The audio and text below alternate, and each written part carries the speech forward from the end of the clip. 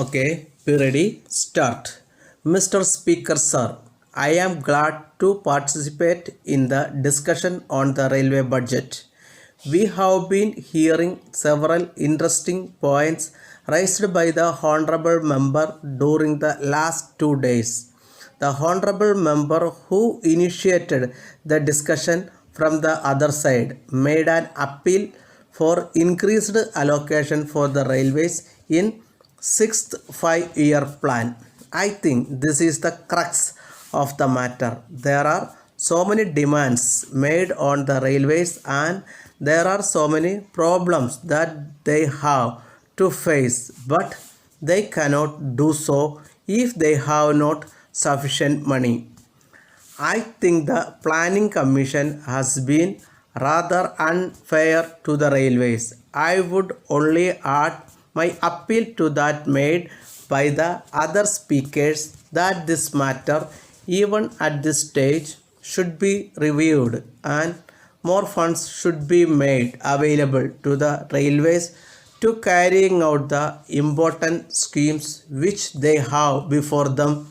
Particularly, I would like to mention about the construction of new railway lines. A very small sum has been provided for this purpose in the budget proposals. I request that it may be substantially increased.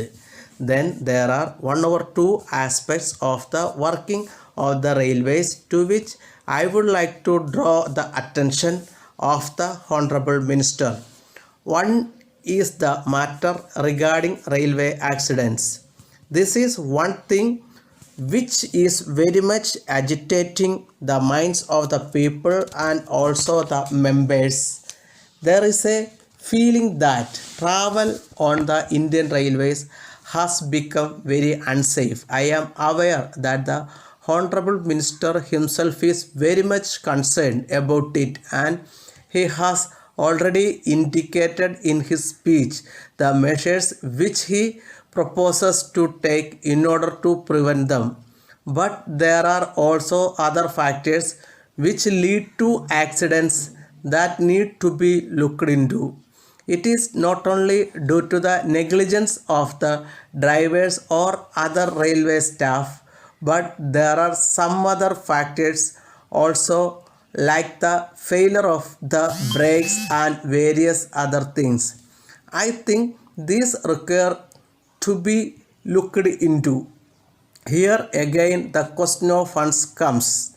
I find that only a very small amount has been provided for the renewal of tracks. It was mentioned in the report that tracks required to be changed. We have not been able to do that as often as it is needed. I think this is one aspect required to be examined by the Honorable Minister and more funds should be made available for this. As far as law and order is concerned, we hear a lot. We read in the papers reports about murders and thefts which are taking place in the railways. The Honorable Minister cannot get away with an excuse that law and order is a state subject. The government railway police are supposed to look into the matter.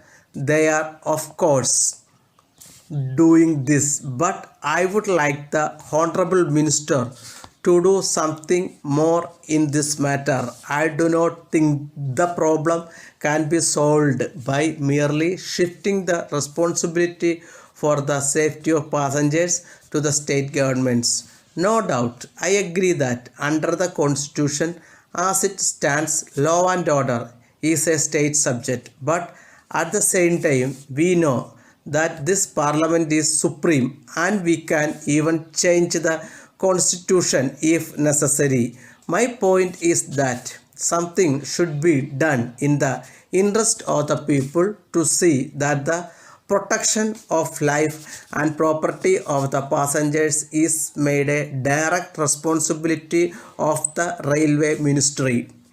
With these few words, I thank you and conclude my speech. Letter dated 1st April 1980 from Messrs. Balu and Company, Madras to Thiru K.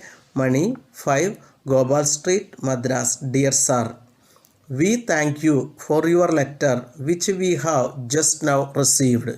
We are glad that you have decided to ask us to supply you the necessary goods for your new house in this city. We find from your letter that you are anxious that the goods supplied should be of good quality. We hope that we shall be able to satisfy your requirements. It will be a pleasure for you to know that we have been dealing in electric goods for many years. We think you will be glad to know that if you are able to find any defect in the article supplied by us, we shall be pleased to replace it immediately. In fact, there has been no complaint from our customers.